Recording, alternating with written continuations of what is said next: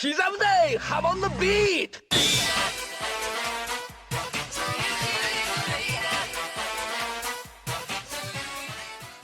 I've been watching the new Ghost in the Shell anime lately, and I've been really enjoying it.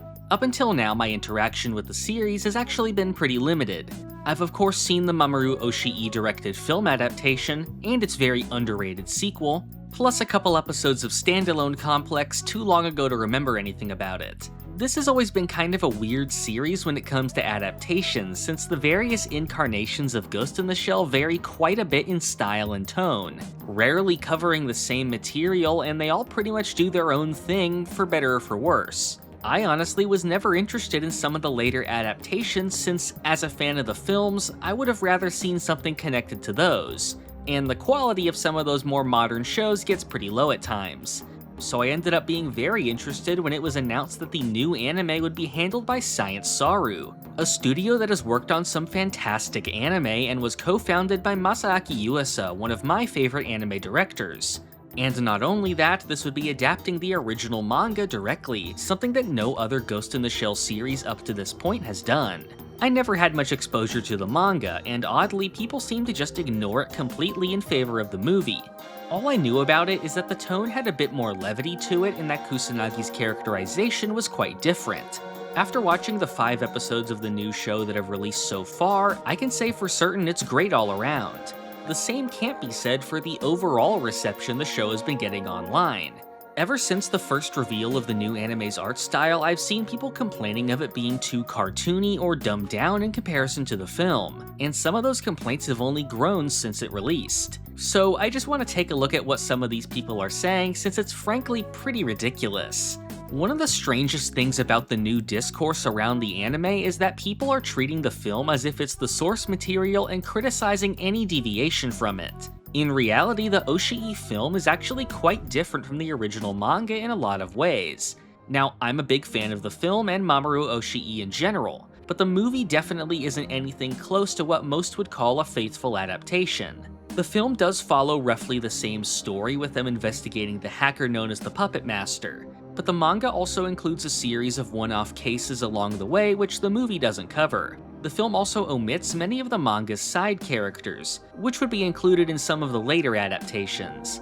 The most apparent change, however, is definitely the tone, and Kusanagi being much more of a smug and jokey character. Oshii's rendition of Kusanagi is very stoic, kinda like most Mamoru Oshii characters now that I think about it, and is still iconic in her own right.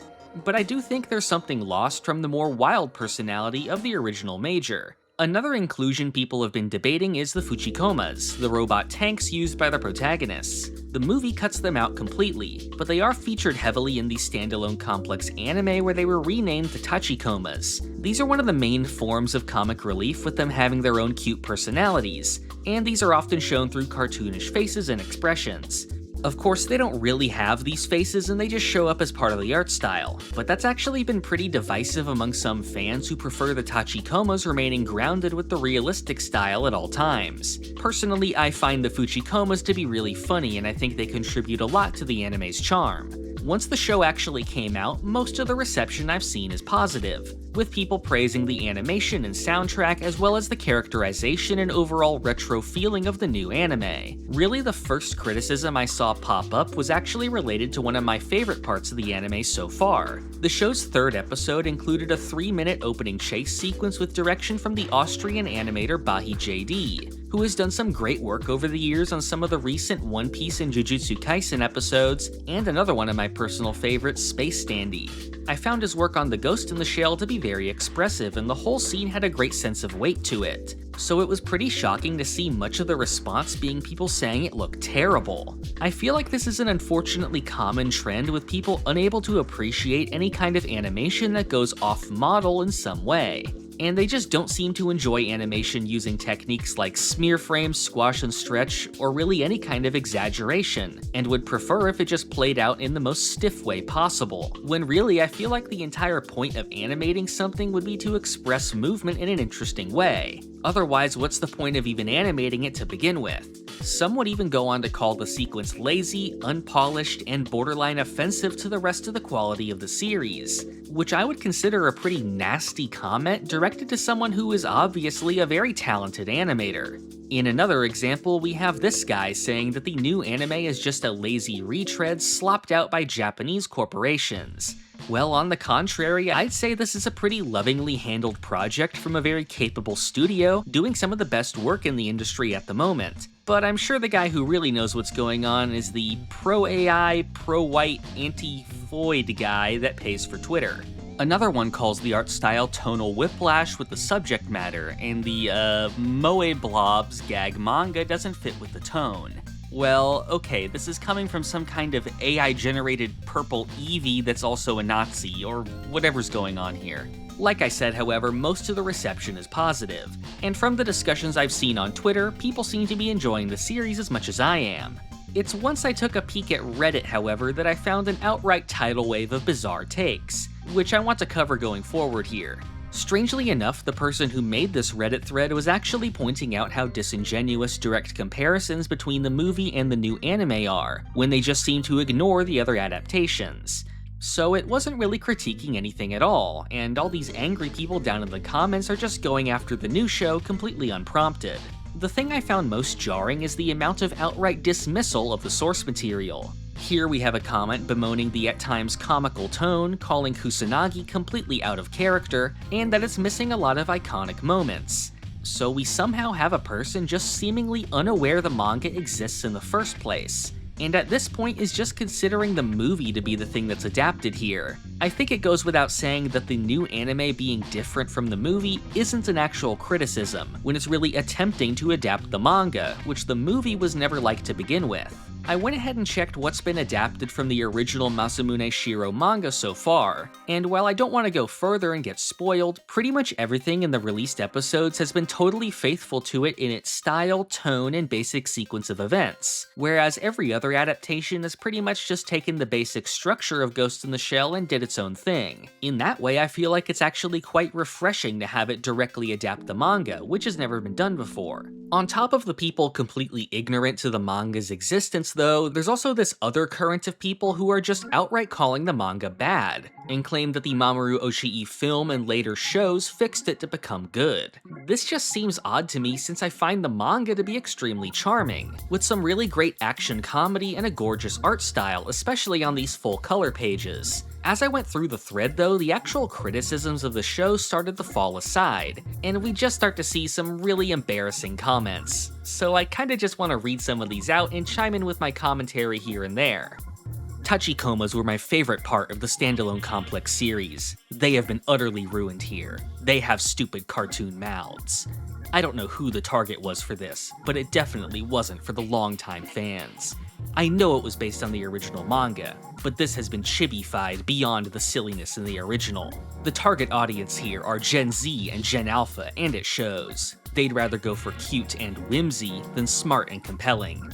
So here we see a guy that just seems to be completely up his own ass over the thing. For someone who has supposedly read the manga, he first of all doesn't even know they're called Fuchikomas here, not Tachikomas. But aside from that, his idea that it wasn't like this in the manga is completely wrong. The anime does add some additional instances of the Fuchikomas looking cute, but that more so comes from them extending the runtime of a lot of scenes. In reality, the manga consistently uses the Fuchikomas as comic relief, and you see their cute expressions pop up all the time. And like I said, I looked through the manga. The anime adapts it almost exactly. There's a good reason all of their adaptations from the original storyline were aimed at a more intelligent audience. This show is the worst entry to the anime. It's chibi Ghost in the Shell, which is cringe as F. Thank you again, it is so bad. Seeing people gush over it is really irritating me. It's like people who still watch The New Simpsons or Family Guy. Crack. I don't get what their obsession with calling it chibi is, since that isn't what I would describe the art style to be at all. There's some times where characters will have these big-headed, over-the-top expressions, and I guess that's what they mean by chibi, but that's kind of just a common anime thing. I find the expressiveness of the characters in this to be pretty charming, actually. The way that they talk about it is as if anime used to be this serious and cool thing until everything became cartoony and cute. but it's kind of always been cartoony. I mean, I could just easily point to Osamu Tezuka to disprove this idea, but I kind of doubt they'd really like Tezuka or be able to see past the art style. Here we have a guy dispute what they're saying by pointing out that the manga was always like this. Oh my god, will everyone please stop mistaking being faithful to the source material for good? It was reinvented for a good reason. The Kamiyama team fixed it. The manga was never this childish. It was more childish than the movies, but this is chibi bullshit. Next we have a comment from a guy pretty generically praising the show for its manga accuracy, saying he likes the other incarnations as well and that he hopes to get some more adaptations of Shiro's works down the line. A completely uncontroversial comment, so let's see how this guy responds to it.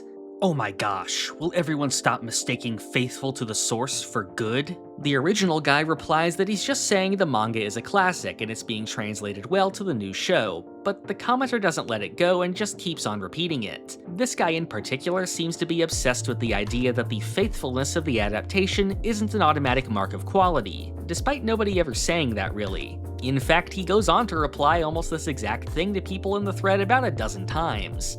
This guy says that he doesn't mind the show, but doesn't like that they're recycling the plot of the film. Of course, that isn't the case since it's actually the plot of the manga, as someone else points out. But here comes another one of these guys with a weird response. Phooey. The original manga was abandoned for good reason. You cannot tell intelligent stories and entertain small-minded children at the same time. And as someone who owns the original, everyone here clapping about how true it is full of it.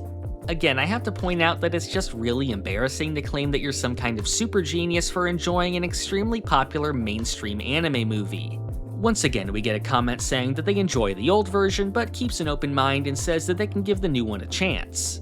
It's a completely different genre from what we have come to expect. This is chibi garbage for chibi garbage eaters.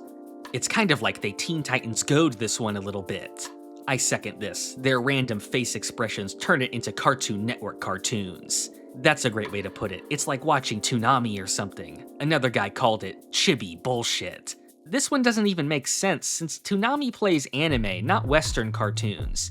And they actually played Ghost in the Shell standalone complex on Toonami, so I just don't think this guy knows what that even means. And I just can't get over how they keep censoring the swearing here. Really, this and the fact that they keep acting like they're geniuses for liking the old movie makes me think they must be teenagers or something. I'm new to this debate and haven't heard a single opinion from either side, but I will say my knee-jerk reaction looking at the art from the new show is that it does not suit the subject matter at all. You wouldn't make a SpongeBob show with a serious aesthetic. Jelly bean faces have no place near serious subject matter. Thanks, no thanks. I hate it, and I feel totally justified judging this on face value. I'm not exactly sure what he means by jelly bean faces here, but I'm assuming he's trying to drag out the old bean mouth cartoon design complaint. Which, like, yeah, I think that does apply to some shows, but trying to drag it into anime discussion just feels insane to me. And again, he's trying to say the style doesn't fit the series when this is the style of the series. The way they talk about it is like we're getting some totally abstract or out there style, but this is a pretty easily fitting sci-fi manga look. Really, I can't take this one too seriously though, since it's one of those really proudly ignorant comments, since he says he's not gonna watch it. Standalone Complex is the best rendition and only needed whatever continuation in the same style. I feel like we regressed with these graphics. It doesn't even look well drawn, but maybe I'm spoiled by the classics look of older anime if that is what we were going for. Again, they have this fixation on older anime style, when really I'd consider the style of the new show to be a throwback from even farther than the movie. If anything, Standalone Complex is way more modern looking. Like, that's a quintessential 2000s anime look with the washed out colors and the CGI everywhere. And I actually like that style, but again, this is something different. I'd say the combination of the expressive cartoon style of the characters combined with the realistic setting is one of the main draws of the manga. And with this being a sort of action comedy, it reminds me of like Lupin the Third or Space Adventure Cobra, hardly a modern anime. And I also just find it funny when people call an anime's visuals graphics like it's a fucking video game. After watching this adaptation and learning it is basically the original manga animated, I say this. The director of the original movie tricked us all into thinking this story had more to tell than cool cyber stuff fights and titties. He had a lot to tell and used this IP to tell it. Stop. This is not bad or good, it's mid, and would have never stayed relevant for 40 years if not for the movie. Being truer to the original doesn't make it better. Next, we have a comment saying that personally he wasn't a fan of the other incarnations, but that they enjoyed the new episode and how the Major was more in line with some older anime heroines. In response, we have this guy pop up again to say he's not a real fan. The next comment puts down the original manga for being full of comedy. But yeah, the manga was just so riveting with all its comedy. Be honest with yourself instead of your bias. Check the ratings on the prior anime, and the ones on this current one. You like hard, clear, in-your-face facts, compare the numbers, and be honest please. LMAO at others all you want. The reality is not your reality.